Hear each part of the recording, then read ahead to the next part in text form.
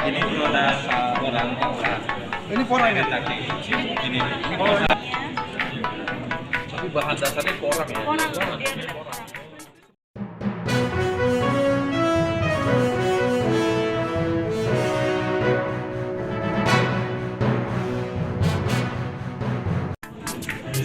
Mochi itu malah dari Kulu, saya kan saja Pak.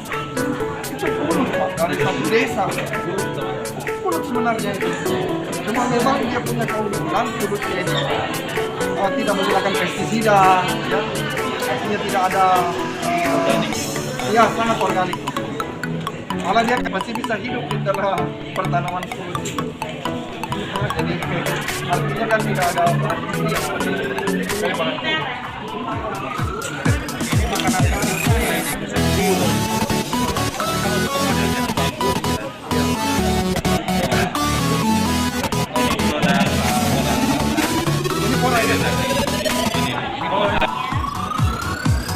bahan dasarnya porang ya? Sebenarnya kan kita belum jamak makan porang, tapi cepat sekali.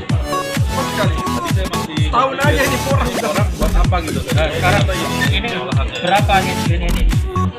Harganya berapa? 200 ya.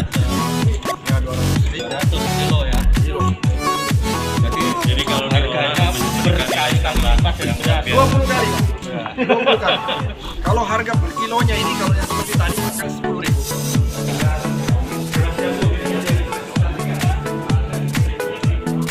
Bukannya bubur ya, tinggal masak di air. Cara masak sama masak beras sama. Kalau